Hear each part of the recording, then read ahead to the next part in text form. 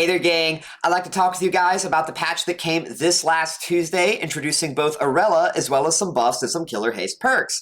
Now, I, as well as many other people, were initially very concerned about this patch because initially the developers, around the time of the public test beta, they had proposed to us that they were considering not letting any haste or hindered effects stack at all. I would be very clear about that. They said effects, not perks. So this means a killer like Clown was potentially not going to be able to effectively use a perk like Rapid Brutality or even Batteries Included, right? Because this 7%, which was previously 5%, in addition to Rapid Brutality's 5%, these would not only not stack with each other in the event you ran them together, but they would also not stack with Clown's yellow bottle. So you're effectively gimping yourself in some capacity, trying to gain benefit from either these perks and or your power, and it thus would mean that perks like these would just not be used. Unless you were someone who played Clown and only used pink bottles because you were not at that level of capacity of using his power fully, you probably would not ever use these perks post-change if you couldn't stack haste and hindered effects. But you know, the developers, they changed their mind. Not only did they say that haste and hindered effects can stack after all, but they also went forward too and even buffed some perks that we didn't even previously expect.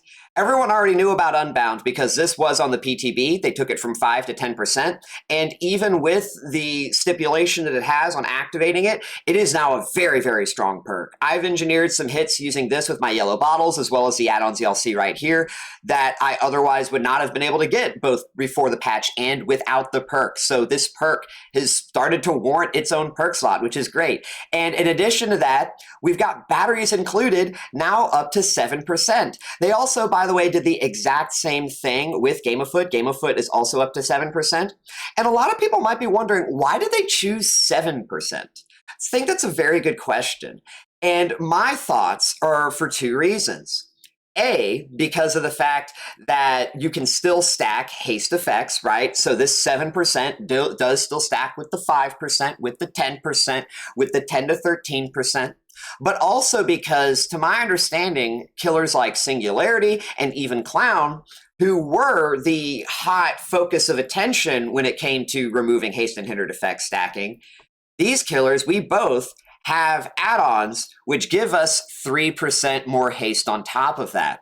So this 7% effectively becomes 10% on top of the, base kit 10% from your yellow. If you have any other haste effects, right? Like let's say Unbound, now you're at 30%. And if you somehow were still under the effects of Rapid, 35%. So haste effects have become way, way better on Clown, running builds like these compared to how they were pre-patch. And it's so great to see. It's a far cry from where I thought things were going to be. However, that being said, when it comes to the efficacy or the viability of builds like these, I think a lot of people might be concerned that you're going to see Clowns running 4 chase builds, right, that stack haste and, really oppressive add-ons, and that they're going to be dominating their games. Maybe more so on the mid to lower end of the spectrum, but the problem with playing Clown at a higher level against survivors that know how to play against Clown and that are efficient in their gameplay and are good in chase, especially against M1 killers, because many of the fundamentals of M1 killers do apply to Clown, right? Like Clown still, like many other M1 killers, can't break pallets that are so obscenely large in length and or block pretty much a whole hallway. So if you have that understanding and you pre-run your tiles, you don't immerse, right? You just make it to where every decision Clown makes when it comes to committing to a chase is always a lose-lose situation. It's not too difficult to make it to where Clown loses 2 generators first chase almost every single time. Remember the start of the match, Clown is at his weakest because the survivors have access to every resource on the map. So when he's running a build like this in a situation like that, with no corrupt intervention, with no type of recoup from generator slowdown, right? It's easier than you would think in the 1v4 to shut down Clown. Is he going to beat you in the 1v1? Hell yeah, you stay away, right? But when you pre-run, not as difficult. And when you remember that he literally has no form of macro ability, the idea that even if you do go down and it being a lose-lose situation, if you have a team-based mindset, that is always a win. As far as anyone really should be concerned playing a 1v4, right? And that's kind of my point. My point is that these are fun builds for the clown player, probably less so than the survivor on the receiving end. I'll even be so forward and honest about that. But these are not, I think, at the moment, I wouldn't consider them builds that are universally going to be oppressive. You're not going to be seeing clowns with 500 hours destroying 6,000 hour survivor players. That much is definitely not happening, I can tell you that. What you might see, though, you might see clown players with like 3,000 hours actually getting some hits on survivors with 5,000 or 6,000 hours that they wouldn't have gotten, right? Probably would have been very close, but they didn't have that level of experience, and by virtue of foregoing any form of 1v4 in their build, right? Any form of 1v4 protection, they give themselves that little extra 1v1 to make up that disparity in experience. So I'll, yeah, maybe that might happen, but is that really bad in the grand scheme of things? Kill rate is still going to be lower, right? Clown is, I don't think, going to be brought up, is what I'm trying to say, from the low ends of C compared to where he is now, because Clown does remain, in my opinion, I've always felt like he is on lower C tier simply because of the fact that DBD is a 1v4 game. It's not a 1v1 game. Does Clown have probably some of the best 1v1, especially for M1 killers? I mean, but I don't like to limit in that, category, but does Clown have one of the best 1v1, I would say, of many of the killers in Dead by Daylight? Absolutely. There really aren't many killers who can play tiles the way Clown can, right? Other than killers like maybe Nurse or even Blight or any of the other, probably more recent killers that have been developed with more anti-loot. Clown is pretty much the only killer that when a strong pallet gets dropped, he can keep playing. And that's kind of like my point, right? But that's all that he's got. And when that's all you've got in a 1v4 setting, doesn't matter if you win the chase, you still lose the game. So Clown is not really going to be brought any further beyond that, but it does, what's still good about this, even though Clown obviously isn't, being brought up from this, it's not as if he's not gaining from it, because Clown is able to maintain and gain more perk versatility. That is something that we were concerned about losing, right? So even though these perks aren't probably going to be utilized in a way like where you're running them in meta builds, you're now able to run more different haste perk combinations together, and you're not going to feel as much of that when you put all of your eggs in one basket and you still don't get the returns you're looking for. That effect of going for builds like these pre-patch when the effects were not as stronger, it's not nearly as commonplace. I very much, like I said, Unbound, I noticed the differences almost immediately, even batteries included, especially as I started to run cheap Gen Bottle to get that 10% essentially, right? So to kind of really, I want to hone in on this because this is a pretty big deal when it does come to perk versatility. I actually prepared a little bit of a couple of, what would you call them, graphics to kind of demonstrate the differences in play styles. So give me just a second here. So for the purposes of making sure that I'm not obscuring anything, I've kind of shrunk myself down a bit, moved myself up in the corner, so don't mind me. Anyways, what y'all see in front of you is how Clown would have played, assuming that Haste and Hindered effects could no longer stack. This is how I was playing Clown on the PTB, and I'll be honest, gang, I really didn't feel like this was bad. I felt like I was still able to do well in Chase simply because of the fact that Haste perks just function differently, right? A lot of people see Haste perks now, especially that they can stack, as a way to just giga overload yourself and run at the survivor like an unstoppable force and just mow them down. That is fun. That is still good now, right? But in the event that Haste and Hindered effects couldn't stack, it's not as if Clown just couldn't run the perks in any capacity. That's where people were concerned. How I was running the perks, I was basically using them supplementary like to yellow bottles, and thus in tandem with my pinks to have overall a larger number of haste and hindered effects over the course of my chases. So to kind of rephrase in a way for people who don't really know what I'm saying, instead of using yellow bottles and depleting my bottle count, I would have pink bottles at the ready. I would use haste perks instead of yellow bottles, and thus because of that have bottles left over in my chases to down a survivor so they don't chain the tile, right? Survivors typically, when you have to reload, they're able to get the most distance out of their chases. So being able to prevent the situation of needing to reload entirely because of my haste perks made the haste perks very valuable in Chase. So yes, you could still use perks like this buffed Unbound, even the buffed batteries included, possibly in a way, given it if they especially took it from 7 to 10%.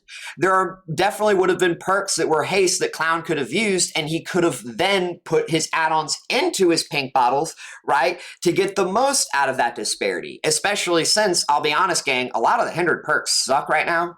You know, so that was kind of how I was doing things. Using this as an example specifically, this was part of my Assassination Clown build. The idea here is when I would hook the Obsession, I would get Furtive Chase. This made me undetectable, and I had 10% haste for 18 seconds. I would then either hit the Survivor and or if I needed to, once it expired, use my yellow bottle to continue it. This basically let me get the total of 4 yellow bottles of distance, right? If it base Furtive Chase with 18 seconds is 3 yellow bottles, and then I use a yellow bottle after that, I've used 4 yellow bottles for the price of 1. And if not, and I end up unbounding first after I get my hit anyways without even needing it, right? And then, you know, I'm using pink bottles in between, then I'm able to continue it using, again, like a third to probably half the amount of bottles total. Because one thing to take into account is, don't mind the thunder. One thing to take into account is that these haste perks are not on a 1-to-1 equivocable ratio with yellow bottles. They're more than that. Unbound is 10% haste for 10 seconds. That is the same thing as 1 yellow bottle with 3 and or 2 of the Invigoration Duration add-ons. And then it's like you look at Furtive Chase, and that's basically 3 yellow bottles, like I said. So these haste perks do still have a purpose, especially post-buff, and if they tweak the numbers a little bit further, so instead of like 7%, they're 10%, because you use them reflexively or even interchangeably with your yellow bottles in tandem with your pinks. It's just that, again, my problem with it is that even though you can use them in this way, you obviously are going to be limited on your add-on versatility. You're not going to be running haste add-ons when they're not going to be giving you benefits during the stages where you're not using your yellow bottles, right? Running cheap gin bottle alongside Garish makeup kit, even though those are both really strong add-ons on Clown, the problem is that, well, they're not helping you here, right? They're only helping you here.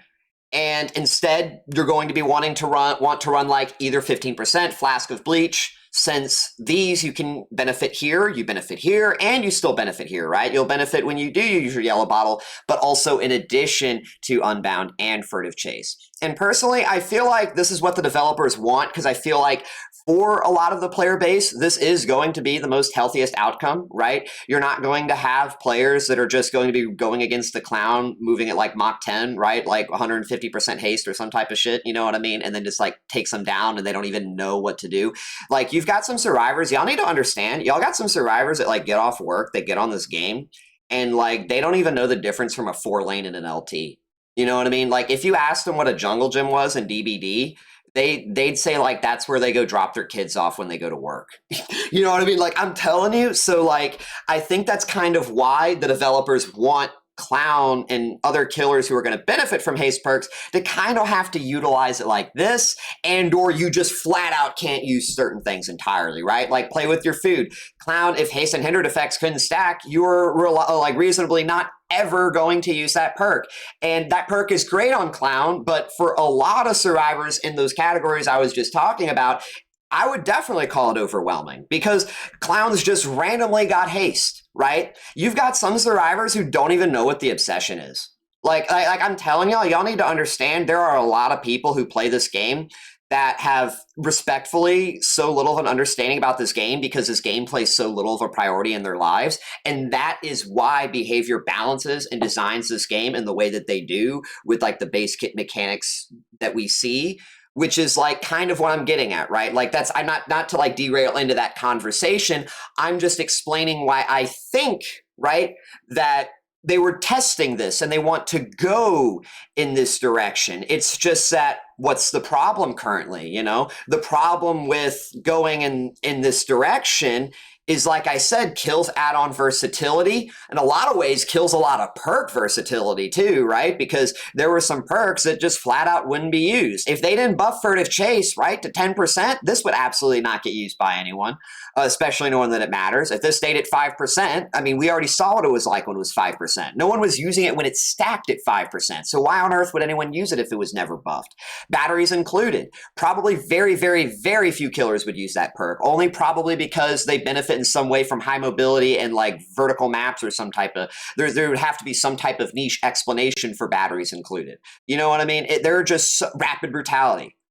You know, there are just so many perks that would just fall into obscurity right now because they haven't been realigned, right? Like they haven't been brought up to that vision of design that the developers, you know, maybe want to lean into, where perks are independently strong. They want haste perks to be independently strong, and if you want to run multiple of them together, you're not getting the value of each perk all at once. Because what does that look like, gang? Is this. Now, this is how Clown currently plays, and in my opinion, this is how you should play him as long as haste effects concurrently stack. So to explain what y'all are looking at here, this is to simulate basically what it's like when you are running multiple different haste effects all at once. So like this could be your yellow bottle at the center, and then you've got rapid brutality, right? You've got Unbound, you know, maybe there's another ring because you've got batteries included, right? All of this is about basically how Clown and other killers play when you do run multiple haste perks and they are all active simultaneously. And it's like you compare this to the previous image, and I gotta say, it's like kind of a far cry when it comes to just what the experience is probably like. Because again, just let's run this back, right? If this is hasted hindered effects don't stack, it's like you get one effect with then another, then another. This is everything all at once. And it's fun, I'll say that. And, you know, in some ways it is still good. And to get the most value out of it, let's kind of talk about how to make this work and what all, you know, going back to what I said, we have all of these rings to simulate the different haste effects.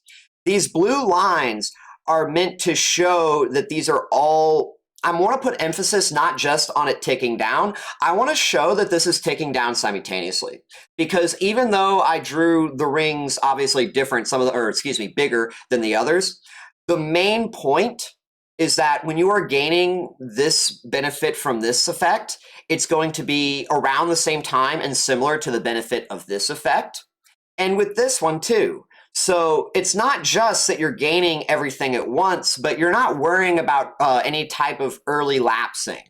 This haste effect doesn't expire sooner than this one, doesn't expire sooner than the one before it. Everything runs out at the same time. And while that means that you lose a whole lot of speed at once, it means you get the most out of all of these effects since they are all active at the same time, right? So this is kind of how Clown plays currently with all of everything that he can really bring. There's probably some more haste perks I could have mentioned. You know, I haven't tested Game Afoot, like I said, because it's very, I don't kick a lot of pallets, I'll say that, and I feel like it requires a certain tailored build, which I'm not really a fan of. I'm not a fan of going out of my way taking 3 perks just to make 1 perk viable. You know, I do that sometimes, right, with the Furtive Chase and Friends to the End, but, you know, I kind of digress. Might need to do something like that there.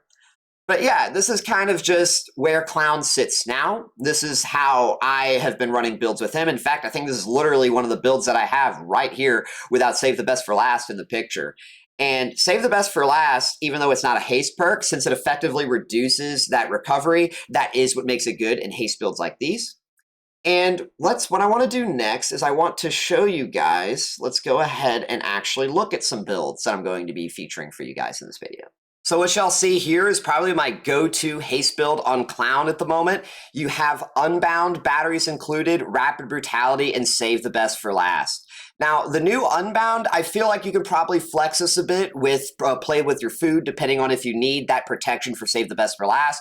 I'm normally not the biggest fan of running this by itself, even with Rapid Brutality, because I just have the worst luck when it comes to finding the Obsession. They are almost always my first chase for some reason. So I usually like running Play with Your Food for that reason. But that being said, that is a perk slot, right? You do lose out on the utility provided by Unbound. And Unbound is still very, very good, especially especially post buff, right? Just getting rid of Unbound for play with your food is not exactly the easiest decision.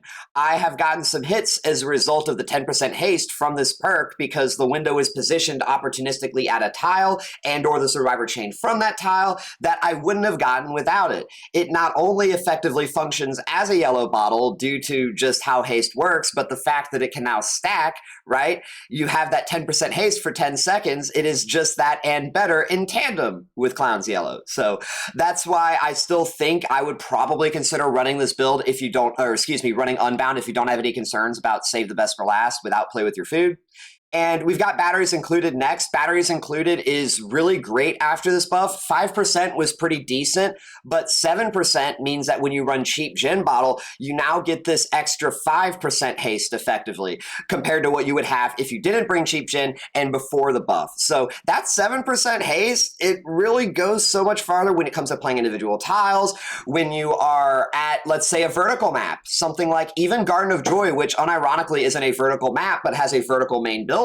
That generator on the top floor, that's going to give you haste on the bottom floor, right? When survivors play both that strong window and that palette on the bottom floor of main building Garden of Joy, this can probably be the difference in whether or not you hit them before they make it, to that resource. And with how I talk about exponential chase time increases, right? Survivors being able to get 15 seconds because they make it to that window, you effectively can reduce your chase times in turn by that much if you beat them to that. So I really like batteries included after the buff, especially, again, like I said, with cheap Gin Bottle. You probably don't need this for this obviously to be worth running, but when you consider that Clown has it and kind of just how it works together, and that even though you're lacking Solvent Jug, right, which gives you that 1% extra invigoration duration, you're still sitting at 80% uptime for the most part, right? 8 seconds of Yellow Bottle versus 10 seconds of Unbound, etc. Even 10 seconds as we're about to see with Rapid Brutality. There's a lot of similar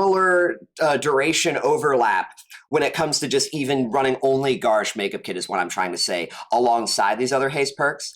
And on that point, next, as I said, Rapid Brutality. This perk is decent, but at the same time, I feel like it has a lot of perks competing for its slot, namely coup de grace. I would honestly almost go as far as to say that with how much haste you already have, and especially the new buffed Unbound, dropping this haste perk for something like even Zanshin Tactics becomes almost arguable, right? Because this is really great with Save the Best for Last. It stacks with your batteries, your Yellow Bottle, your Unbound, right? But it's still, at the end of the day, it's only 5%. And yeah, if you really want to play into it the most, it almost becomes, like I said, the argument of why not take coup? And once that 5% expires, you're not really left with anything else besides that. It's only during that 10-second window after you get the injury. So it is still a good perk. It still fits greatly within the build. But if you were looking to replace anything, this would probably be my go-to. I know I mentioned play with your food with Unbound, but still probably I would also maybe look at it here as well. And lastly, we have Save the Best for Last. Now, I know this perk doesn't provide any haste effects, but the way, and I kind of talked about this earlier, I think, with how DBD operates based off of movement speed phases, when you do injure a survivor and you enter that slowed down movement speed recovery phase, this reduces the duration of that by so much more. And because of that, you're able to return to normal movement speed sooner. And as a result, you're going to be getting the full benefit from your haste perks, right? Especially your bottles. So Save the Best for Last is and probably always will be a very great perk on Clown, simply due to the purpose that he's an M1 killer. If Clown had some type of M2 functionality, right, where you look at killers like Artist, for example, right, who sends out birds, then yeah, this perk falls down in a similar way that Rapid Brutality would, right? But as long as Clown is always going to be able to, or he always relies around M1 recovery, then this perk will be pretty much one of his best perks, I think.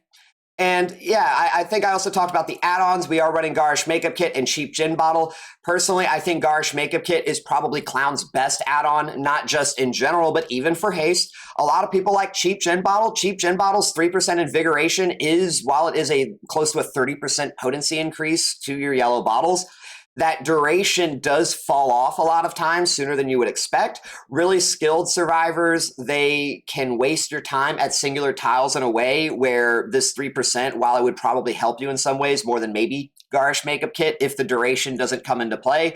The duration's likely going to come into play is what I'm trying to say. So this is the better add-on, but we are still running Cheap Gin Bottle, especially in place of Solvent Jug, because that 3% on top of all of the haste we already have, I feel like it was giving us the most returns, but that's not to say that Solvent Jug isn't a bad choice either. This add-on is great in haste builds when you are also running Garish makeup kit, because as I was talking about the differences between haste properties, both stacking and non-stacking, you want to get a similar concurrency, right?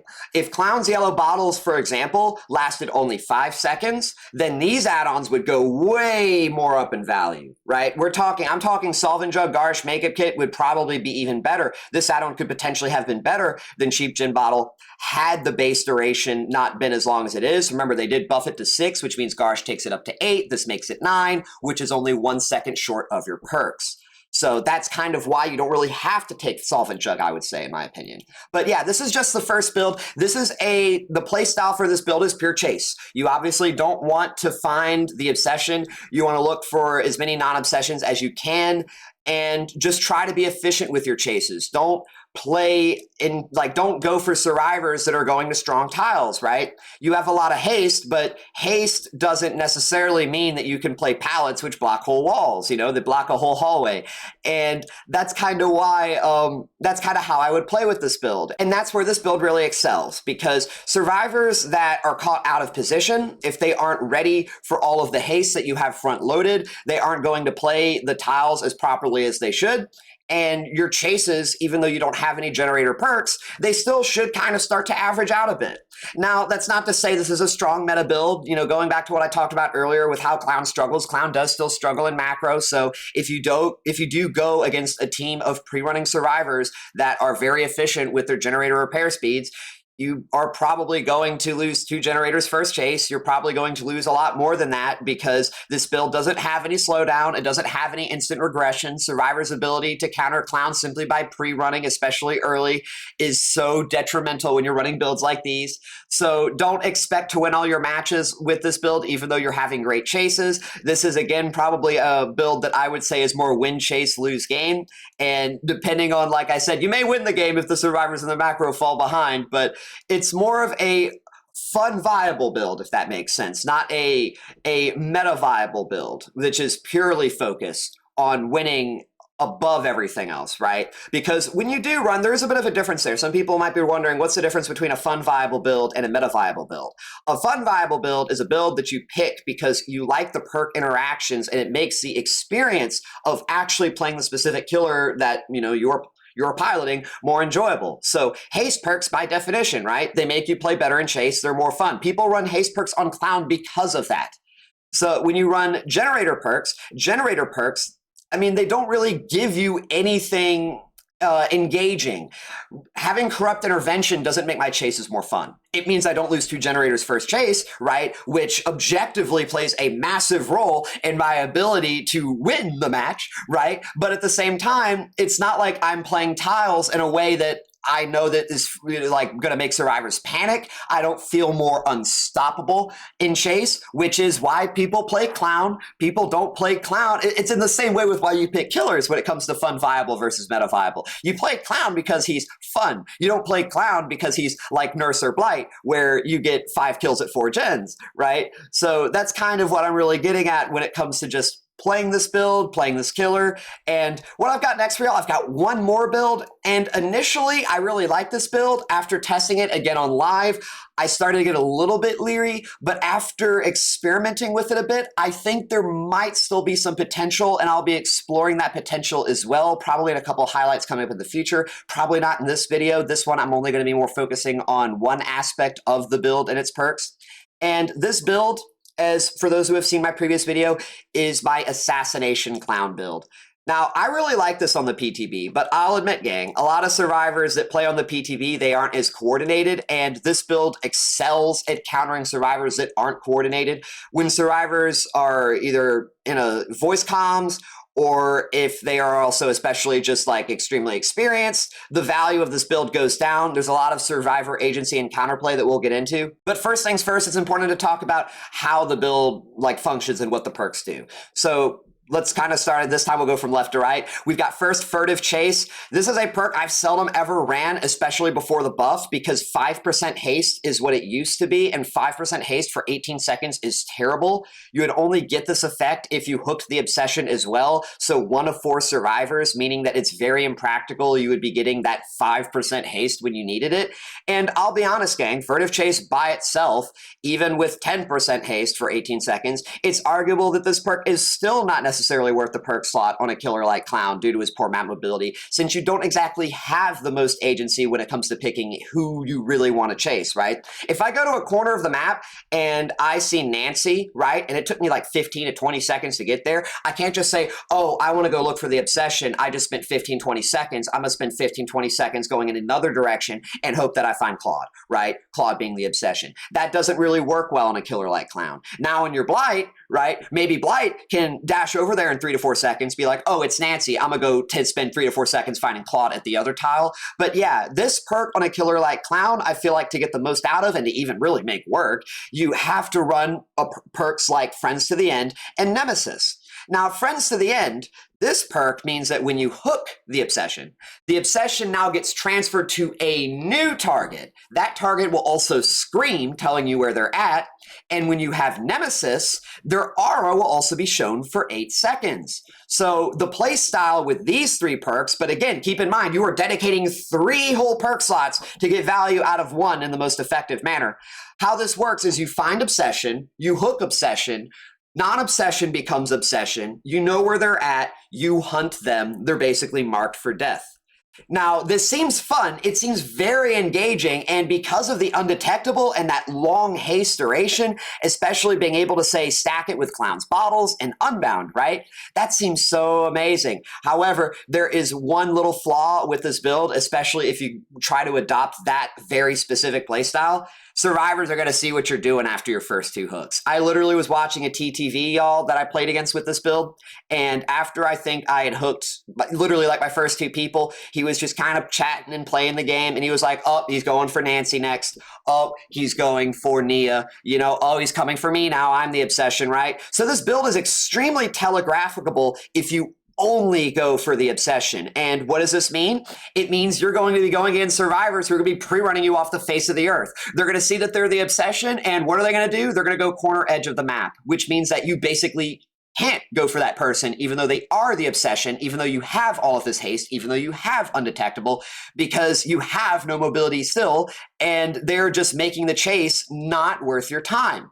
And that's really bad. You can't just focus the obsession in these situations. But there is one little saving grace and consolation here that is provided by Nemesis. Nemesis makes it to where if you are blinded, I believe, is that what it says?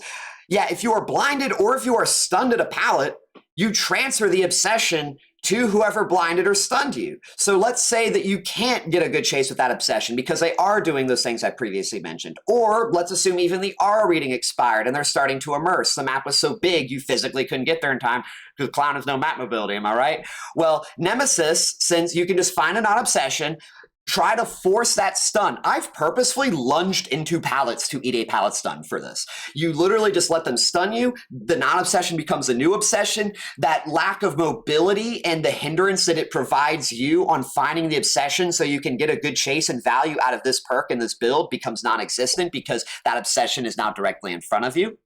And that just makes the build a whole lot more flexible, especially when you consider that Furtive Chase provides undetectable, right? Nemesis gives a much longer oblivious status effect, which is great when you are specifically hunting that obsession after hooking the prior one, right? They get transferred, they become oblivious. It's much longer, they don't hear your terror radius. But this applies to everyone.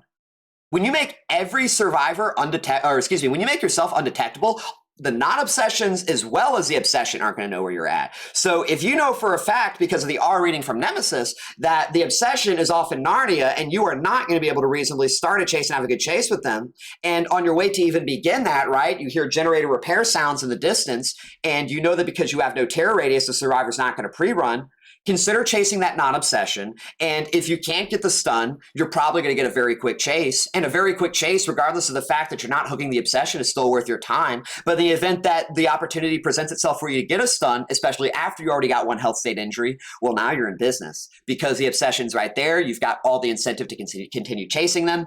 And then as a result of that, get your next hook, find your next obsession, and then get started almost as if you went for that one person who did the very right thing of counterplaying you to begin with. Now, for that reason, as y'all do see Unbound, one of the reasons I was running Unbound actually had to do with the fact that I did initially test this build with the map offering. Before we get into the Unbound, let's talk about that. So I thought that perhaps this build wouldn't necessarily be viable, and this is something that I'm going to be testing as well, by the way. I felt like this build was very map dependent, and you kind of had to play into the undetectable side of things almost as much as the haste, since survivors, they can just pre-run, right? And being undetectable gets you a lot of these free hits. So I felt like Lery's would be really great for that, if not possibly necessary, especially since, you know, like I said, you get Unbound, you get pre-ran. What does it matter that you have Unbound? Unbound's not really going to come into play in Chase because you're not even getting the injury because you're getting pre-ran so damn hard. So that's kind of my whole, going into Unbound from that, right? That's kind of my whole gripe with this perk in this build. On the PTB, Unbound in this build actually worked wonderfully, and that was without haste stacking. This was still very, very great. It's just that off the PTB, when survivors are playing more efficiently, you're just going to encounter the problems like I said, and thus probably want to consider changing it with a different perk. So what I actually was testing, I ended up testing this with Play With Your Food. And I know the one problem, the only thing I don't really like about making this build with Play With Your Food is that I have a very good hunch that the developers later on in this game's lifespan, they will remove haste and hindered stacking. I think the only reason they didn't do that just yet is simply because they don't have the foundation in place for the game to be healthy for that. Because again, if the whole point of buffing haste perks and removing their ability to stack is to encourage their usage without making the usage oppressive, well, you're kind of going contrary to that if you do make it to where they can't stack, but they aren't buffed enough to where people are considered using them, and thus, in turn, nobody's using any haste perks, right? So that's my only real concern with putting this in the build and even playing around with it like that. But I will say, Play With Your Food in this build is amazing, and that's actually something I'm going to be showing y'all. I'm going to be showing y'all exactly how strong this perk is in this build, because again, if you're only chasing the obsession, and you are so set on hooking and downing that obsession, well, then you basically want this 5% haste, because this 5% haste is going to do more for you than probably any other perk. Because what is Play With Your Food exactly? Play With Your Food is basically Bloodlust, which can be used with Clown's power, and it doesn't have a time limit. It doesn't have a duration. The only way you lose a stack of Play With Your Food on Clown is making a basic attack. If you miss, you'll still lose a stack, but as long as you don't do a basic attack, you don't attempt it yet, this will last forever. And how this works in practice, right? Normally, you would use Play With Your Food to leave the obsession and hunt non-obsessions. But what we're doing with this is we're looking for the obsession because of our Furtive Chase friends to the end. We find the obsession. If they end up mid-chase, breaking chase, this is very similar. Do y'all remember the new buffed Predator, where they make it to where when a survivor escapes a chase, you see their aura reading? This is basically what Play With Your Food is, but a whole lot better, because we're not seeing their aura.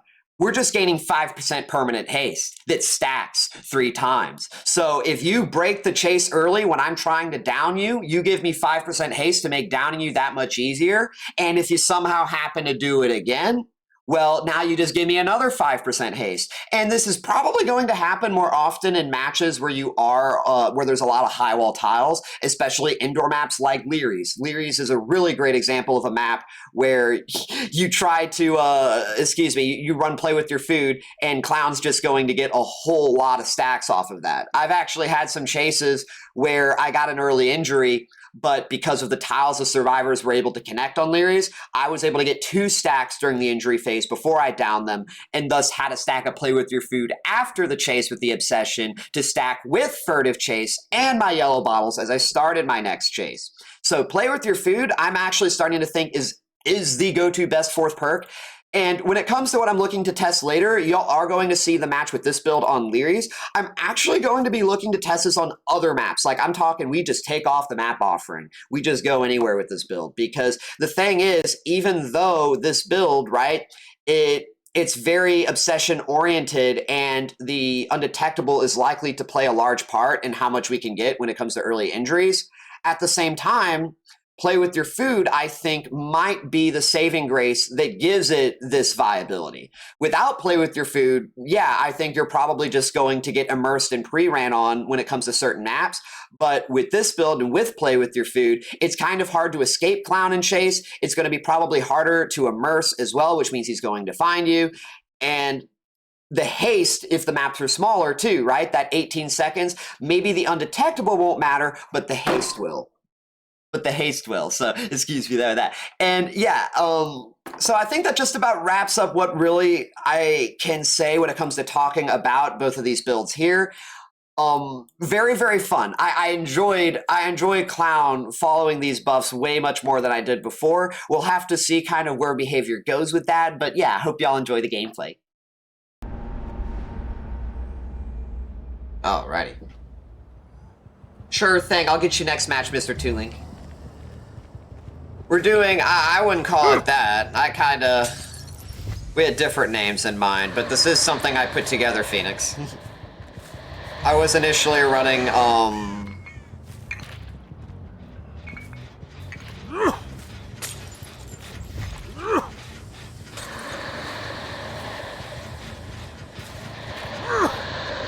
of this calculated, FYI. Everything from the delay and all that for the overextension.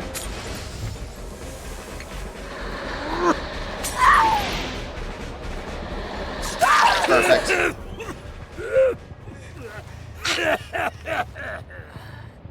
We're kind of cooking here, Phoenix. Something like, I don't know. Someone said quickening. I like the idea of quick, but I mean, I really don't have an idea. I don't have a name yet.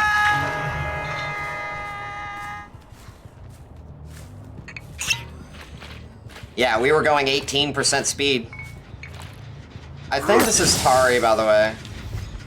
Oh no, it's not.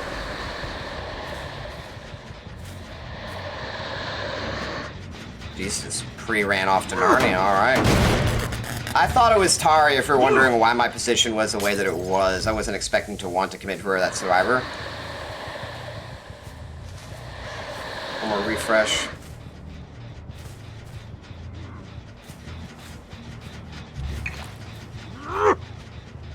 I mean, y'all, I'm not committing to a pre-run, you know? I've got a lot of gen pressure here. Works for me. I'm gonna get a hit onto her, by the way, because I want to get... Honestly, at this point, fine with me.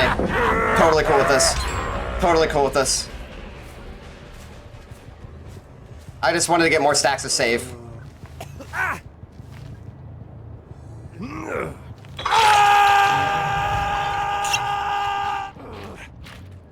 I almost thought we could have waited out the base kit BT.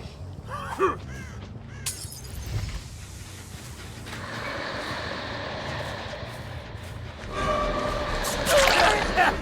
gonna just take one tag, let her heal her medkit. I'm not gonna bother kicking because someone's unhooking right now. At least normally this is, yeah, they are unhooking. Fucking thought so.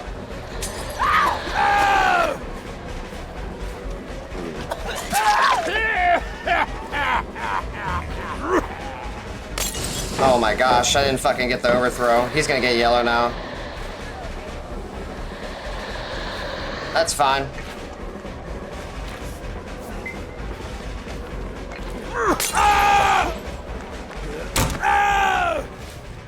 Nice try, my guy. He just learned that Clown can use pink bottles in order to force grabs. How was that styptic? That styptic feel good? There we go.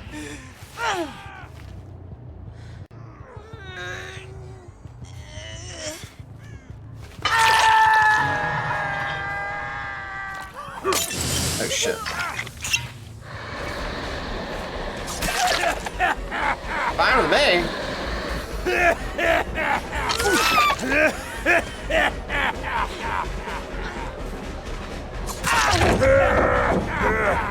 Like I said, more save the best for last stacks.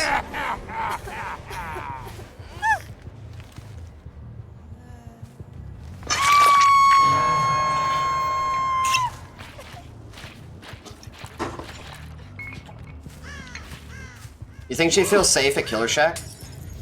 Oh, she totally does.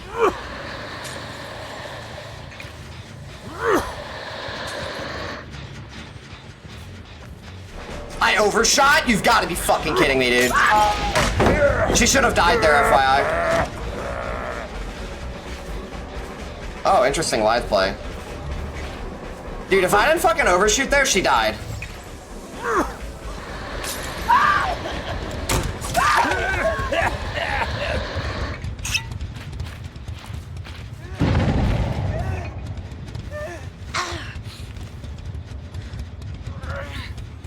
Yeah, he got my yellow and he had live. He was zooming.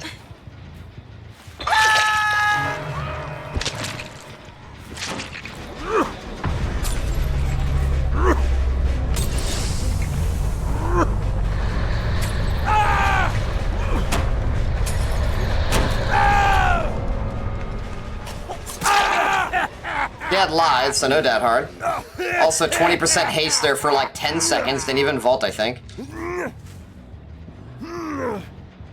They might pop that gen, but it's okay.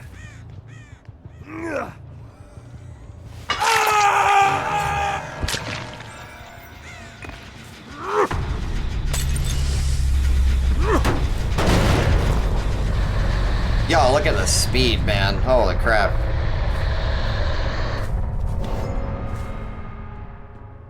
There's no one over there. They're gonna be over here. No. I'll go ahead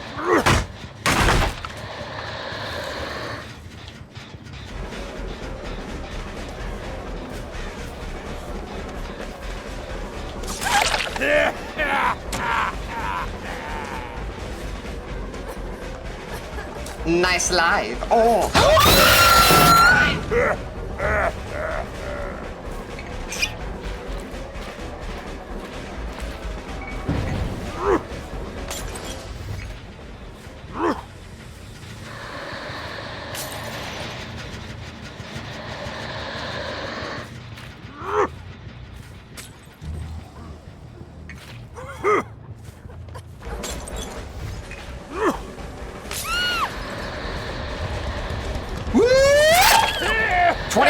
Haste there, by the way. 25. Oh, that's actually from the rapid. Yeah, so 20% haste without rapid. Never mind.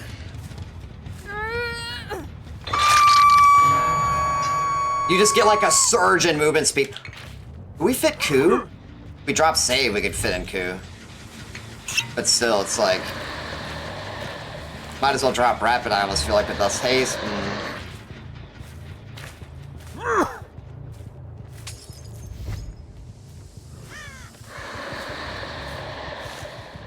Oh yeah, Clown doesn't get it. Am I crazy? Did I not just see someone while I was reading my bad? Oh yeah, Clown moves at normal speed, normal movement speed while he's carrying a bottle. So if he has 100 and like, if he has 20 or 35% haste while moving normally, he has that much with the, you know.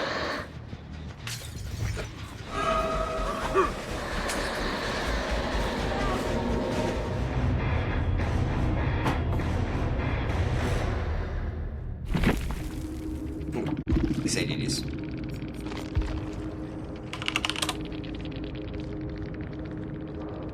So the first thing I want to remark on when it comes to this match is although I didn't get any Unbound value, that's not to say that the perk is a bad perk. It's very opportunistic, especially because of that 30-second window, which only takes place after getting an injury. So although that is a bit of a downside, which makes it almost seem like it isn't worth the perk slot, when it does come into play, it's very, very good. It's just that again, we didn't find those situations. And the reason for that is because the opportunism is, in a lot of senses, dependent on survivor decision making, right? So if survivors don't take you to a tile where during that 30 seconds window after getting an injury, you can vault it to thus get that 10% haste in a manner in which you can play into it using Clown's power, right, off of momentum, if that just doesn't happen right when you need it, well, what can you do about it? And again, a big part about that is that it is dependent on survivor decision making. A good example, right? When we were chasing Arella in our very first chase, she chose not to stay at Killer Shack when I injured her before she made it to Killer Shack pallet. Had she stayed at that tile and I took possession of the pallet and she didn't drop it, I could have then used Unbound with my bottles, and possibly, depending on how she played the check spots, I could have engineered a hit that otherwise would not have been possible. So that was just in the very first chase. You look at over toward, I think it was, I don't know if you'd call it a gazebo, but one of the wooden structures, right? It was on the opposite end of Killer Shack, not the one on the left side of it. When we had a lot of unhooked trades going on over there, and I was getting injuries at that tile, I could have possibly vaulted the windows in order to continue it, assumed they chained from it. Similarly, if I didn't have the haste in order to catch Arella before she vaulted one of those windows using her lithe, I would have been able to follow after her with Unbound, probably in a better manner than if I just walked around it and didn't get the haste. So it's, again, right, just because you don't see Unbound giving you haste in your match by including it in your perk slots, it doesn't mean that the perk isn't good. I could have taken something like Play With Your Food, sure, and maybe in a match like this where I didn't need it and would have already won, I probably would have seen some haste coming from that perk. But again, keep in mind, what if I didn't have that haste? What if the survivors, say, actually played a tile or ran to a tile where I would have needed to vault the window or could have vaulted the window if I had Unbound during that window and thus gotten a hit that would not have been possible without it, right? It is foresight where this perk is kind of, I think, has its most emphasis is in foresight, because yeah, in hindsight, it's easy to say I didn't need the perk, but there are definitely going to be times where also it's going to be like, if I had this perk, I would have been doing a lot better. So that's kind of really what I really just wanted to say about that, because yeah, I didn't get any Unbound value, but do you know why I was able to win this match even though I wasn't getting anything out of Unbound? Because of batteries included. The 7% is just so great, and that is why I also kind of was talking about leaning more into cheap gin bottle to give you that 10% haste. There was this one chase that I remember you can go back and watch when we were also, it was the wooden structure in this case, by the way, on the left side of the Killer Shack. When we were chasing Arella there, and she even lies, I believe, we had batteries included coming in so far away, right as we got our yellow. This was giving us 17% haste without even factoring in possibly any lingering from Rapid Brutality, and I hit her before she was able to vault another window. So it's really, really nice. I will say that, having batteries included with the buff. And yeah, it meant that we weren't getting any value out of Unbound, but our chases were shorter anyways, right? So if we did need Unbound, it would have been there, but thus it wasn't because we had batteries included. It's so good after the buff.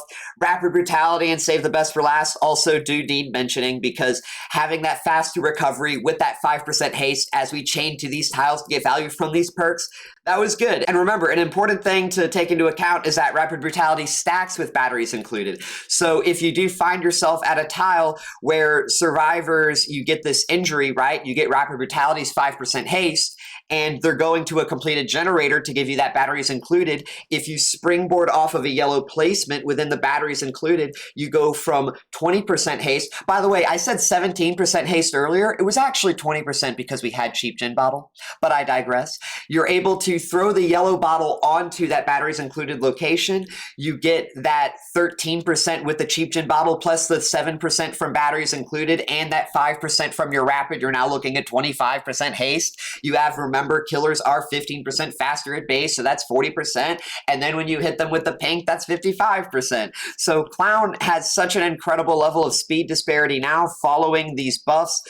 Even just a couple little percentages matter. And it's reasons like this, by the way, why I've said I don't think Rapid Brutality needs a buff at the moment as long as Haste perks can consecutively stack, or concurrently, I should say. So really, really good stuff here. These survivors too, let's talk a little bit about their builds. The survivor builds triple resilience. So if these survivors actually had the opportunity to get their lights off due to their resilience, that would have been very punishing. Also, one thing too, this kind of can affect their macro decision making. Survivors, if all three of them have resilience, if I don't have hemorrhage, especially if they have medkits, they can 99 their heals, they can sit on generators in order to get faster repair progress, they can vault windows with lithe to get the resilience to get the faster vault speed. Like it's a really good build because, again, you counter Clown and macro by sitting on generators, right? Less time you spend healings, more time spent on generators. This gives them a whole lot of flexibility. I've got one more match using this build I'm going to show you guys too. This one is on Borgo. And I feel like the survivors weren't possibly as coordinated, but the chases themselves kind of also played in a similar way to this. Unbound, we didn't really see, I don't think, any value as well. I'm sorry, gang. Getting matches where I'm using Unbound is not as necessarily easy as you would think, given my experience, because of the fact that I'm able to play tiles in so many ways without the Unbound. And I'll also be honest, gang, I'm not used to vaulting windows in general as Clown. I really needed to get more practice with that, which is why I drew that distinction to the instances where I could have possibly vaulted windows, even regardless of the fact that survivors, it's, mostly on their decision making to give you those opportunities. But yeah, really good stuff. Next match upcoming, and yeah, you gotta love some edema, gang. This might be a really good map for our build. This might actually be a really good map for it. What the fuck?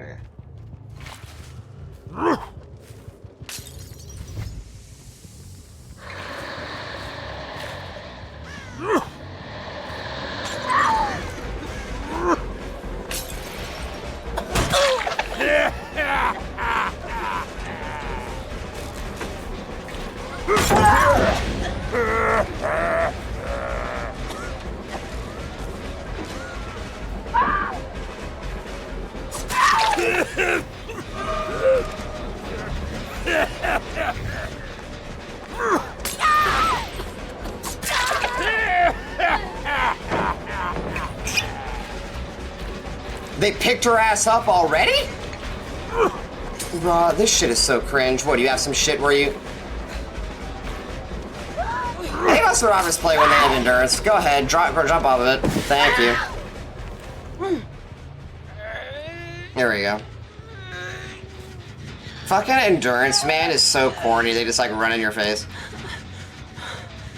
Hey, babe. Go kick this. I'll kick that pallet, too, by the way.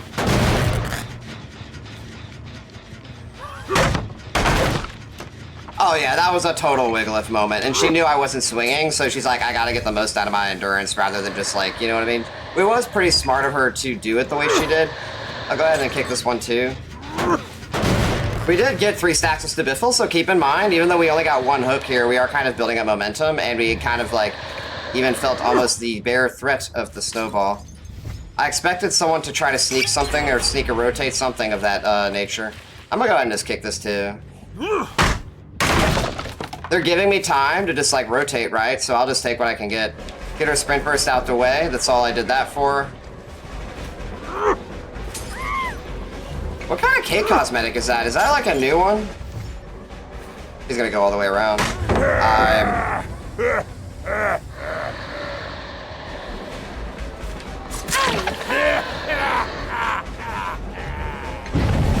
You know what? Commit to this.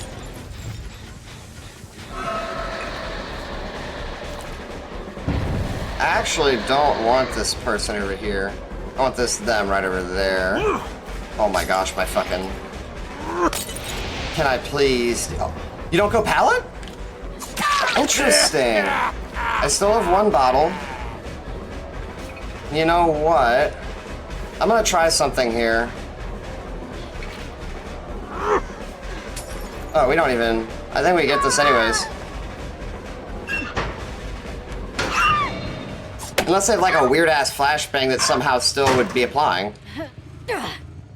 She denies a STBFL stack by going locker. That is one benefit to her strategy. They're very likely going to be on this jump team. Are they afraid of adding Clown to 2v8? Yeah, you know, Krista, that's a good point. I wonder if they are afraid. But at the same time, one thing to keep in mind, y'all, about Clown in 2v8 is that he has no fucking mobility. Like, heavy emphasis on that, gang.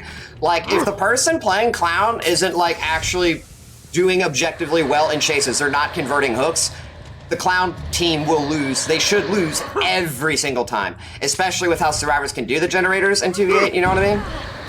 Someone is on that generator, just realized. Oh, they're not.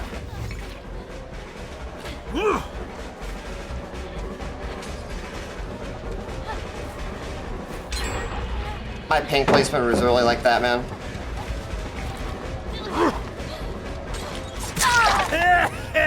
I might slug this because I know we've got some injuries over here.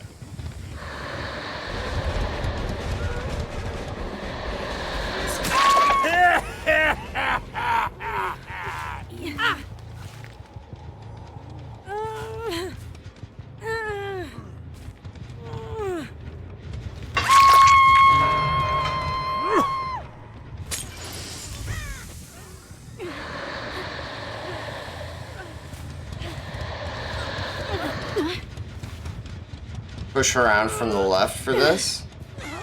I wonder if they think I have agitation based on that carry speed. Ooh, I like you. Okay. Kick this play into that.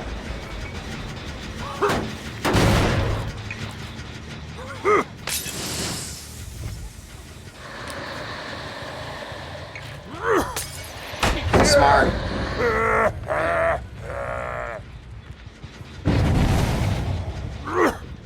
As long as she doesn't make it back to Killer Shack, this is the right call, by the way.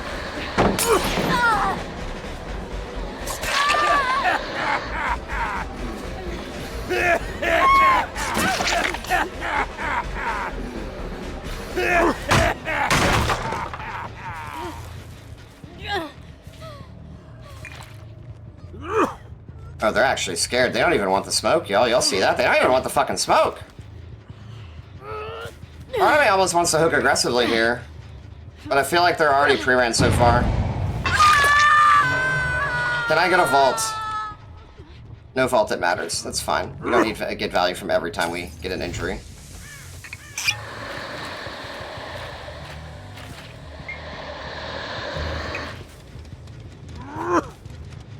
They're totally healing over here, I think.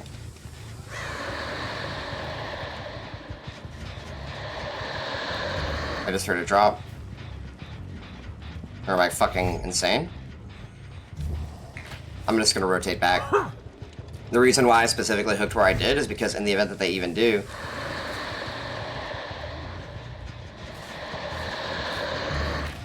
still regressing on all these gens. Wow. Wow, I'm actually kind of comfortable proxying a bit more now. Even if they pop the generator up at main, right? Go ahead and get some ping set up. They're gonna let me just take her, huh?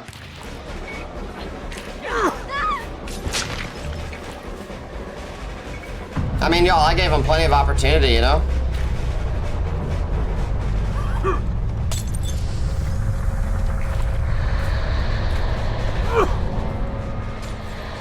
Ooh. No way I overshot that.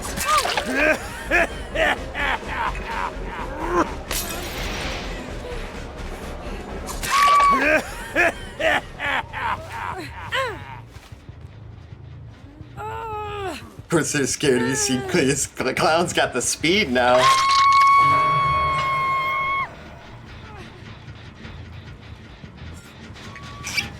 Alright, y'all, watch this, watch this. Oh, we don't have time, actually. Oh, we literally ran out of time.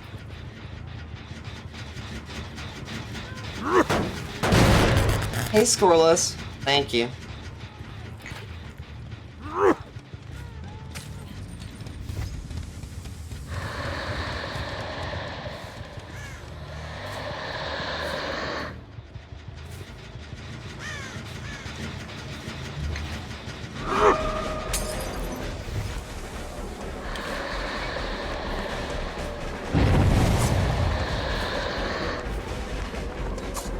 Dude, the FOV in this game is so ass. And y'all even see how I literally use my mouse too, but it's still fucked even with my mouse, man. It like auto-fucked. What is it, the aim dressing? Is that what it's called? Yeah.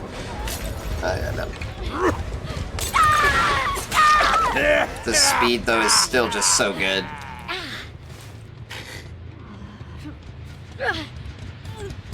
I don't even know if I'd say got spun if, like, literally, like, the FOV with the aim dressing, but yeah, whatever. That's fucking...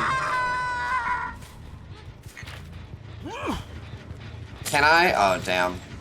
You need a different angle for that. Still regressing, too. Okay.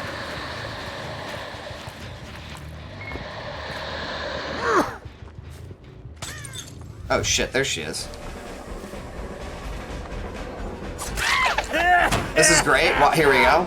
I'm just gonna vault this. Look at my speed. I don't even need to use yellows here.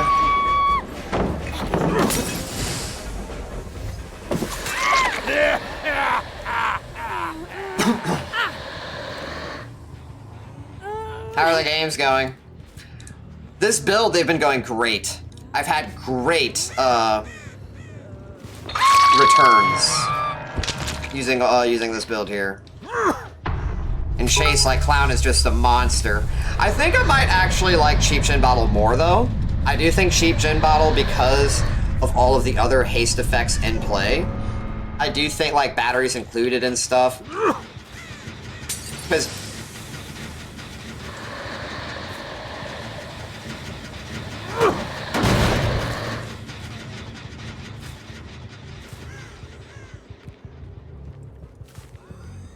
Man, you've been compromised. I see you.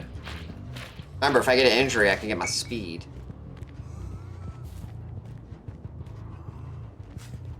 Hold on. I hear her.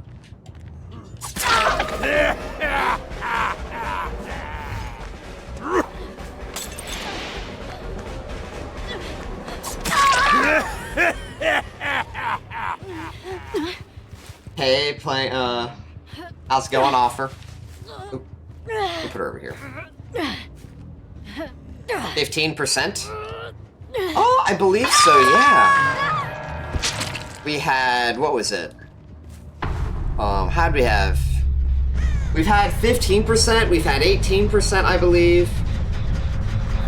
Oh, we also had 12% haste, I believe, from, like, batteries included and rapid.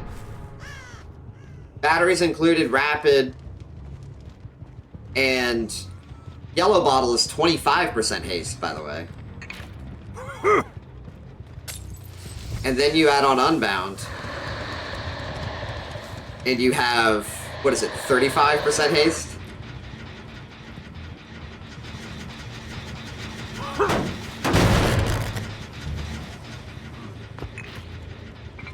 Isn't that sure uncomfortable? Nah, my cheeks are, pretty metallic.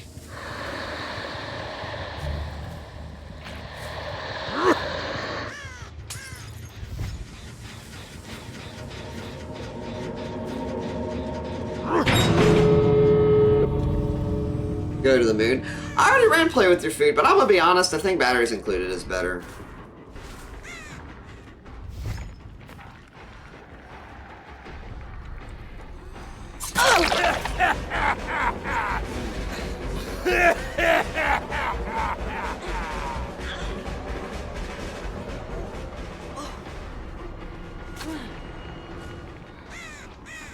Go ahead. Go ahead. Go ahead.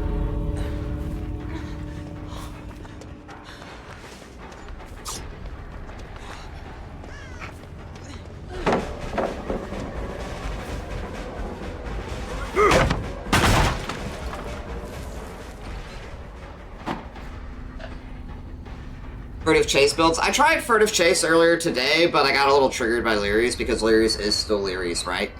Doesn't matter if you're undetectable, if you do get calmed out, and survivors do just play Lery's like they could play Gideon. And so yeah, we've just instead going with something that works a bit more universally, right? Something that's a bit more practical in other maps.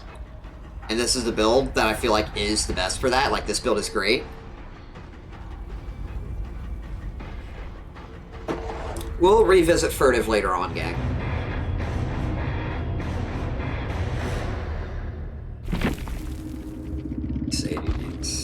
Ooh, interesting builds.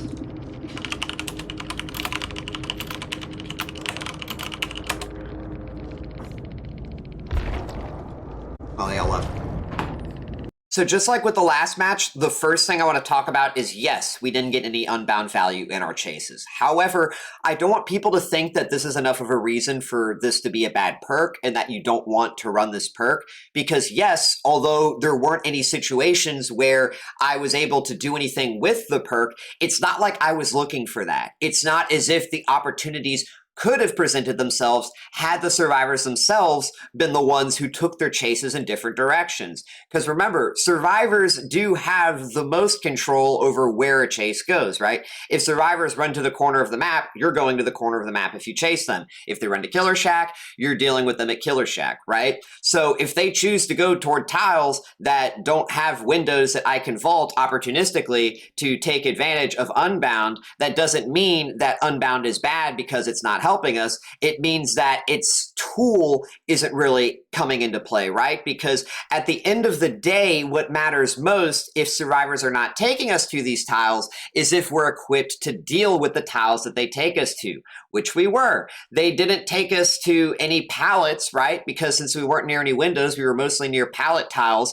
The pallets we were able to play pre-dropped. We were playing them even some of the jungle gyms without any concern.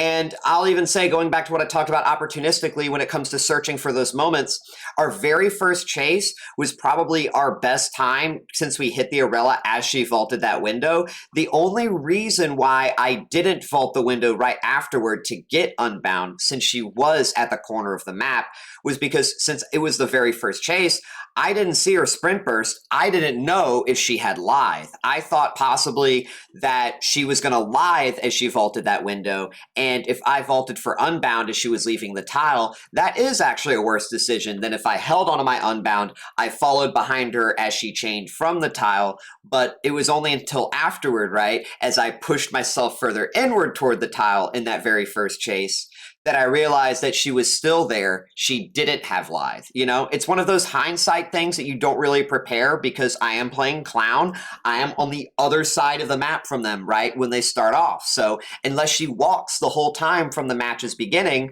so I would thus see her sprint burst, the moment she starts running right from off the bat, right, she's going to use that exhaustion and thus seem as if she didn't have sprint burst and that she could have possibly had something else, right? This is just all from my perspective. Now, you know, again, looking at how everything took place the rest of the match, you know, yes, we didn't really need Unbound, and our perks together that we had worked wonderfully. Save the Best for Last and Rapid Brutality alongside Yellow Bottles, that is some really fast haste. You were looking at 18% movement speed increase for, 10 seconds about combined. A little bit give or take, you know, given that you only got 8 seconds from the yellows, but I digress.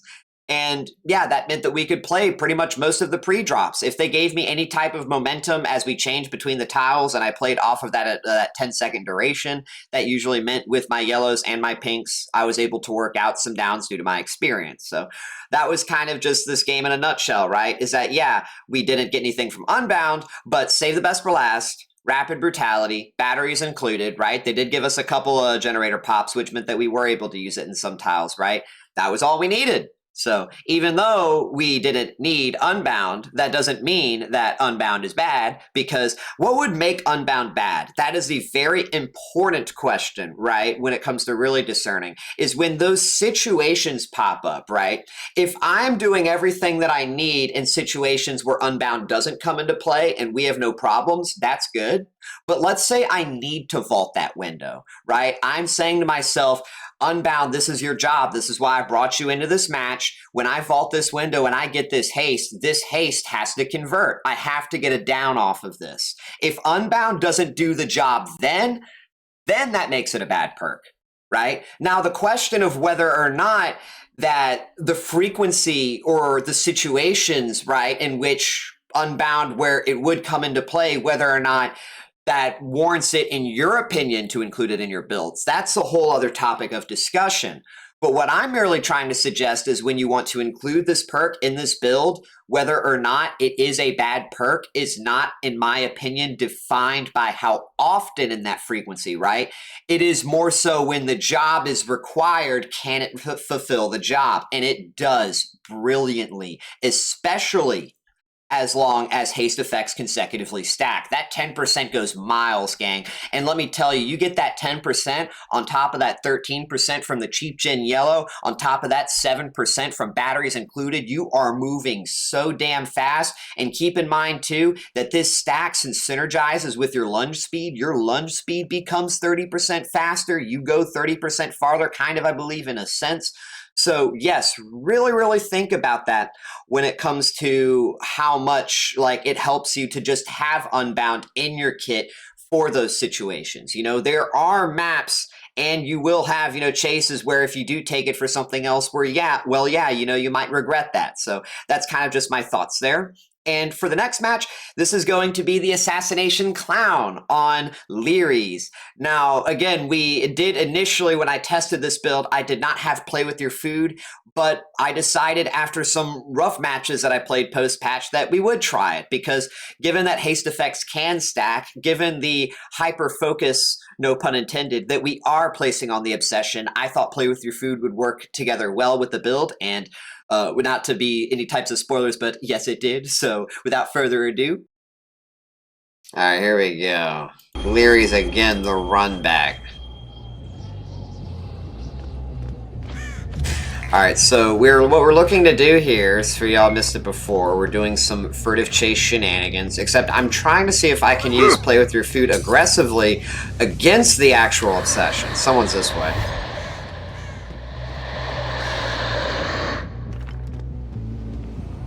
Oh, there she is. That's actually perfect. She has object.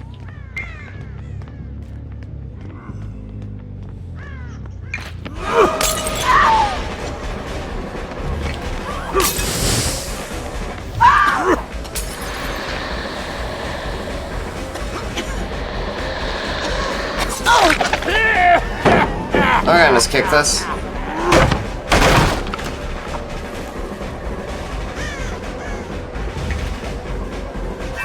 Dude, this map... Oh, hey, this is where Play With Your Food's actually going to come in hot.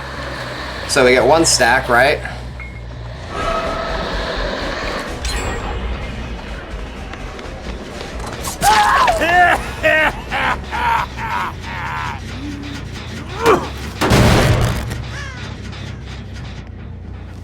She doesn't have angle.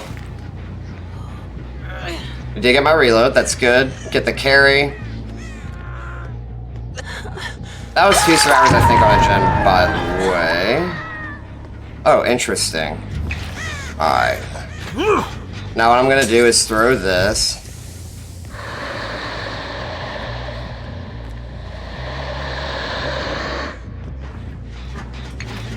It's like she just... Oh, hold on. I was gonna say, it's like she just knew when to leave. Oh.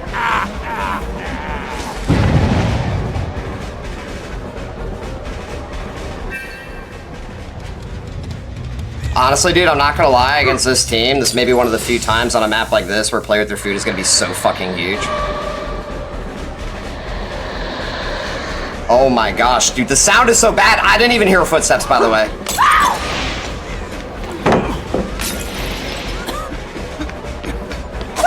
Perfect. Again, Play With Your Food, super clutch there.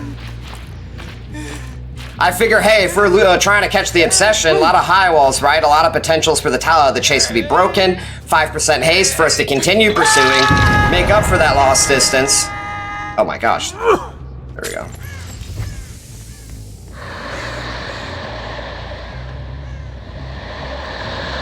I don't think she saw me. Did she have Sprint Burst? I think we just hit her through Sprint Burst.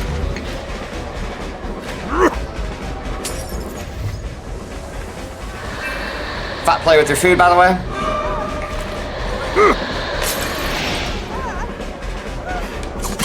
Perfect. That's actually, this is working incredibly. Play With Your Food is giving us insane value in the way that I wanted.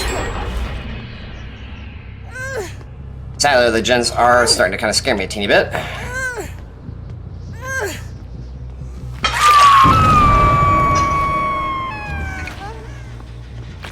Holy shit, dude.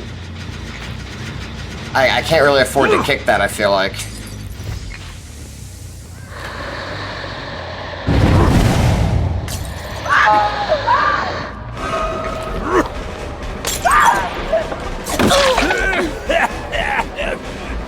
Try to break Chase, perfect.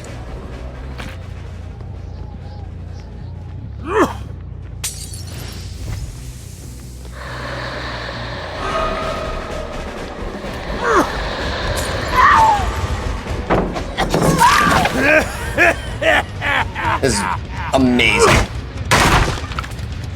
Hold on. Lock in a bit. Someone. It's a little bit hard to kind of do one-for-ones like this, I almost feel like, in a way, because they are very efficient with the gens right now. I wonder if they know that they're basically marked for death here. They're just trying to run as far as I can in the opposite direction. I love it. They have a whole lot of the map to work with, though, I feel like. Can I even play this? Or am I just basically... She's just literally running to all the... Like, holy fuck, dude. Okay, I'm just getting, like, way over-optimized, it almost feels like. Oh, unless we found her! No, never mind! We caught her! Okay. Perfect. That's all I needed. Dude, I thought she went deep corner. I'm not even kidding. I thought we were getting absolute corner tech. Do you know what I mean? Like, literally, like, running all the way to, like, exit gate as the obsession.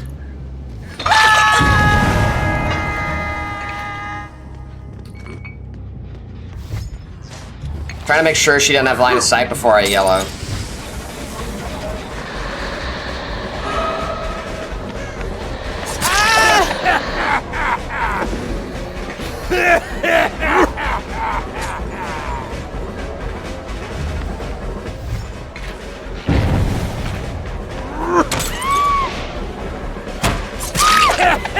Oh man, we're just... Oh! I need to sip a little bit more Celsius, so I'm not gonna lie, I'm a teeny bit tired. They just try to get something off here? Hold on. No way.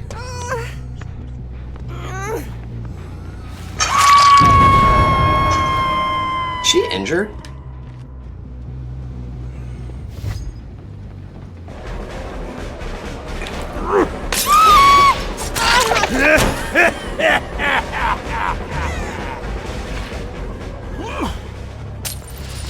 This is her, I think.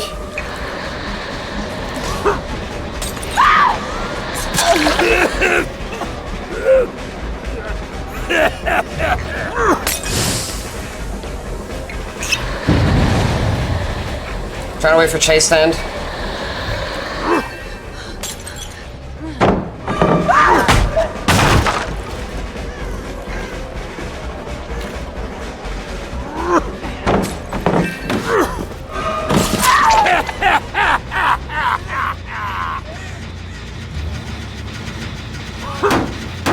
Wait, we just get play with your food?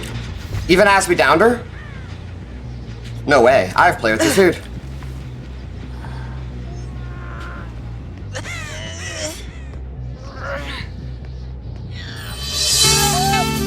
Hey, people! That's a kill.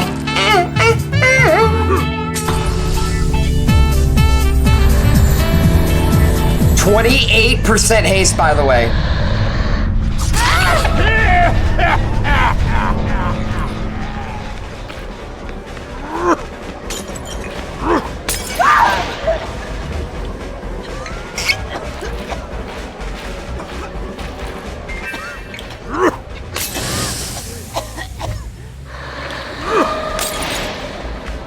You're wild for that.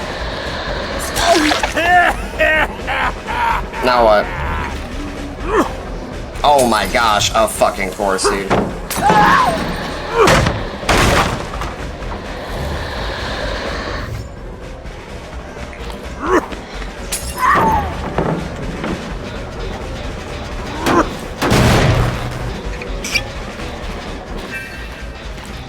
Is she camping it? That's fine. Play with your food.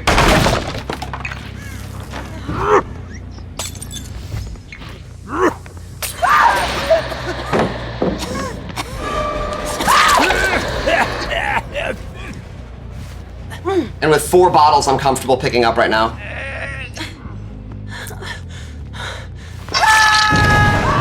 I think against stronger teams, this might actually be the right call because you need something to keep up with teams that are really, really good at like sitting on generators without any gen perks and also just playing the strong tiles, right? Play with your food just lets me catch up so much easier than I would without it. And in a way, it's almost like forcing them to play certain tiles that they wouldn't have to.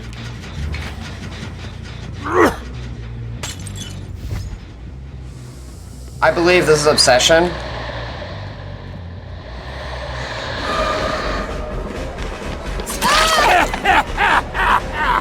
I'm gonna take this type of pathing since I think I know where she's going anyways, and this, about to say, should. He's got a really bad window here, though. Did she just try to dead hard me? No, she has sprint perk. I'm gonna reload first.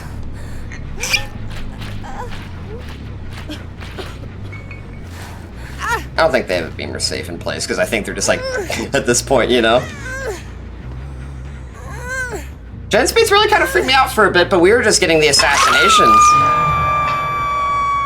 Where is she? You think she knew to hop in a locker? I don't see any aura here.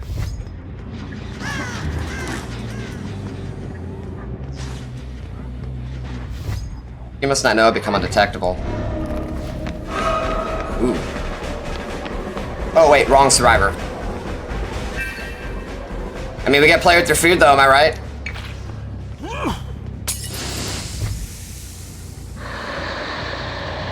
Wait, where did she fucking go?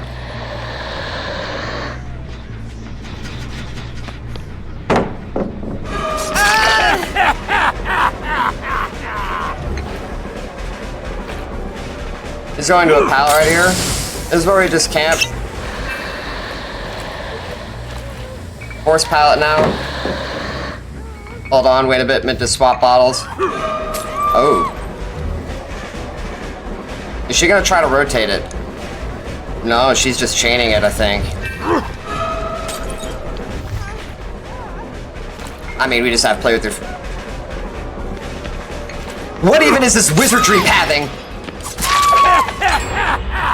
Wow, that was actually some of the most unique Lery's pathing I've ever seen.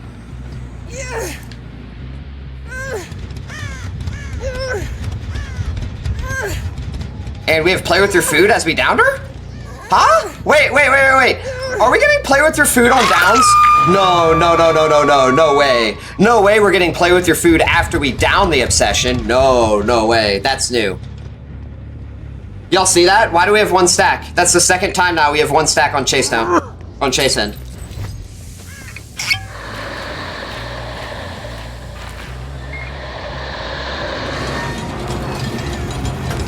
I had 2? Oh, I'm so bad. I'm so dumb. Y'all don't pay attention to me. That's how out of focus I am. Thanks for the correction, gang. Yeah, dude. I'm not used to using play with your food in this build, I guess. Going somewhere?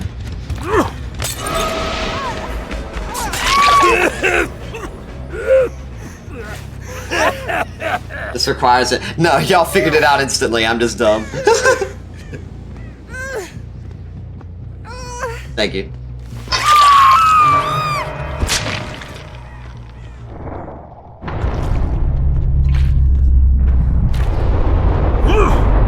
Alright, so what do y'all think? I think play with your food. Play with your food. Definitely, I feel like off the PTBs. Probably better than Unbound just because of how like persistent it is and how really good survivors can play Chase, being without gen perks, things like that. Yeah, I'm really thinking I'm liking play with your food at the moment.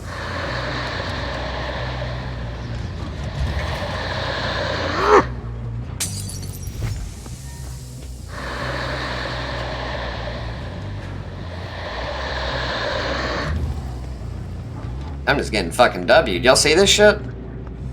Literally, I'm following her scratch marks, gang, and I'm just not catching up to her. It's like, what the fuck?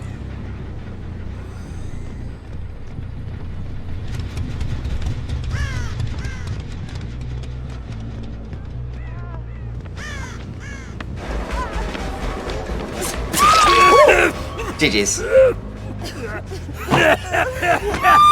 Yeah, now you'll see why I run play with your food. We were just trying to chase the Nia, following scratch marks pretty much with yellows. Took us ages.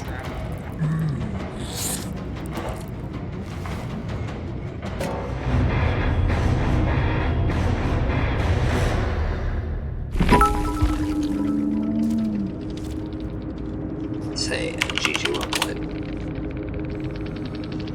The BP? Oh, it's an abandon. You keep your BP when you do that now. So this was one of my very first few matches using Play With Your Food in the Assassination Clown build, and I'm not gonna lie, gang, I was extremely impressed with the outcome.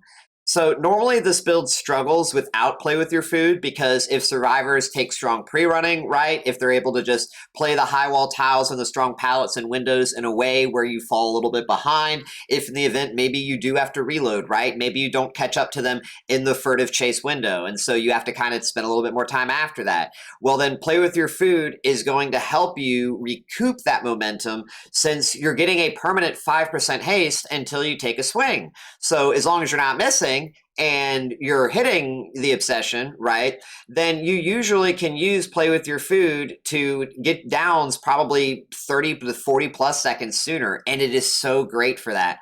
Now, the reason why I used Unbound on the PTB was because of the fact that we were expecting haste perks not to stack anymore. I was expecting to have to cycle my haste effects, right? So my intention was to go like Furtive Chase into a yellow bottle maybe, and then I get the injury, and then I would vault for Unbound, and then use a pink instead of a yellow, right? The play style was going to radically shift. But if we are able to concurrently stack haste effects, if I can take Play With Your Food, stack it with my Furtive Chase and with my yellow bottles alongside the cheap gen, right, which in a way is kind of boosting the base besides the point, well then we reach a level of haste where, you know, it's getting us some really good hits, some hits where it's harder for survivors to play around. And then, you know, you take into account that they're going to be oblivious and or we're going to be undetectable. And, you know, that also makes the hits easier too. And yeah, the perk actually becomes, I would say, much more viable now. Unbound, it's just the problem with it is that for one thing, you do have to injure the obsession, right? You have to injure some form of survivor. And if survivors do just make it so hard for you to get that first hit, well, good luck really using Unbound in that place, right? It still would have been a good choice, again, if haste perks didn't stack, since I'll even say this, if haste perks and effects can't stack, well then Clown will never be running Play With Your Food again. Absolutely never, especially if you're planning on using cheap gen, because when you use cheap gen in the event that haste effects can't stack, well then you would quite literally need to gain 3 stacks of Play With Your Food for it to overcome the cheap gen bottle yellow, and it's kind of like one of those things where the juice is absolutely not worth the squeeze. You know, you're getting drops for abrasions, right? Oh gosh, that sounded terrible. Anyways, gang, that's kind of my point, is that Play With Your Food at the moment, though, works wonderfully with it because we basically would look for these obsessions, we would hook them, we would get 10% haste for 18 seconds. That is a long time of being able to just get that 10% and also stack it with even our yellows, right? I was using my yellow bottles in between each hook. Whenever survivors did not have line of sight, I was trying not to make it known where I was, given that survivors couldn't hear my terror radius. If you're just casually throwing your bottles for the movement speed to stack it, you're potentially risking giving yourself away, you know? So be a little bit mindful of that. That's kind of why I was. And yeah, I just, for the most part, had no difficulties with that, except for one of the chases when I was trying to find one of the Arellas.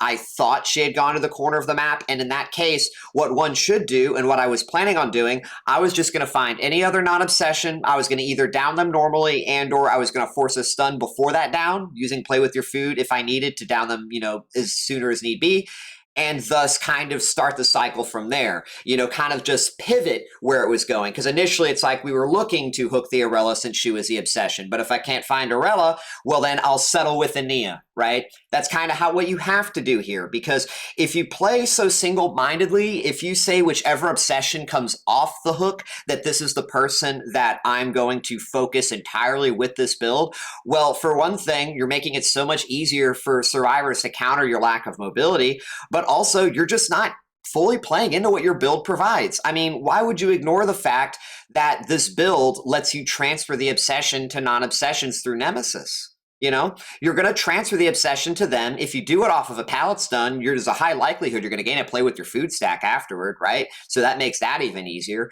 And that's kind of what my point is that these situations may come into play. You need to recognize them, play into that. And even though I found the same Arella anyways, you know, that is what I was looking to do there. And admittedly, another thing too, speaking of play with your food, compared to really good teams, and I talked about this in the video, I really do think that there's a good chance that without play with your food against stronger coordinated teams, maybe ones that weren't bringing flashlights, etc., I do think this team was like maybe a duo or two playing together. But yeah, when you're going against teams that are going to be more fixated on their one and only objective, play with your food may have been more necessary, and it makes me wonder if, depending on what they do with other haste perks, how well this build will work going forward into a future meta. I'm a little bit leery about that, right? I'm also a little bit leery about how the map performs on a map that's not Lery's. What a coincidence. But I'll also see about getting a video maybe on that on a different time. But either way, you know, my final kind of thoughts here, my summary on just haste builds, haste effects. I do think that they're in a great spot right now, probably a better spot than they were before, which, I mean, I don't see how they wouldn't be when you literally buff the haste perks, right? So I want to see what they do maybe with some other ones. I want to see hindered perks get buffed. That's another thing too. I want to see more hindered perks introduced to the game, and I want to see them buffed. 5% is just not enough, especially if we are making it to, you know, if we are looking forward to the possibility of them no longer stacking. I do think for just about any killer in the game, you're going to need a minimum of 10% hindered. Just like kind of like I said, you needed 10% haste, I feel like, for the haste perks to be viable. So that's like the baseline I would kind of be looking for. It was why I was saying that I felt like Nothing But Misery should have been, given that you need 8 total hits, right? 8 injuries, and it can be cleansed. Make it 10% hindered for whatever the duration was, right? 10 sec. It may seem very powerful, especially given the duration for that 10%, specifically talking about Nothing But Misery, but it gets cleansed and then it's gone. I feel like that's a little bit of balance there, especially since for killers, a lot of these M1 killers, right? They struggle with getting those hits to begin with in a macro level. So by the time usually it does come into play, unless the killer is already winning so hard that it wouldn't be necessary, well, the match should be past the halfway end and closer toward being over. So that's at least with hindered perks. Haste perks buff everything up to around a 7 to 10% baseline. Rapid brutality, I think if haste effects, I've said if they aren't going to stack, should be around 7% minimum. But really, honestly, would be around 7 to 8% is all it needs. Initially, I think I thought 10%, but that's kind of after really thinking about it more. You know, it's just one of those things where you're just going to need to cycle it, and I think kind of play into that, right?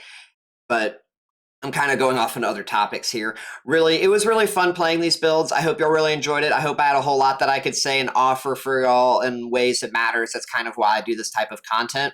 If you're interested in learning how to play Clown better, I have a very detailed Clown guide that'll be sure to link in the description. And I also stream live on Twitch during the weekdays, usually Monday, Tuesday, Thursday, and Friday. I'm mostly off Wednesday and weekends. And I also, on that point, want to remark that I know I haven't been around as much recently, gang. DBD has been kind of a little bit overwhelming. I've had other things going on in real life that have been a little bit overwhelming. And, you know, I don't like using that as excuses. I don't typically open up, and I'm just kind of leaving that out there. You know, I've had people remark about how it seems like I don't get a lot of sleep. This is true. But yeah, you know, what I love the most, though, about this, about in general playing DBD and making content, is doing it for you guys. And on that point, I guess that's where I'd ask, where if you really like this video, that you'd like to subscribe. Not just for yourself, because you get to see when I post new content, but also because it helps me out a lot with the YouTube algorithm. I'm able to get my videos out there to more people, and what I really like the most about producing content on YouTube is being able to talk and teach the game for more people, you know, making the game more fun. So on that, I hope y'all really enjoyed this video, and I'll see y'all next time. Later, gang.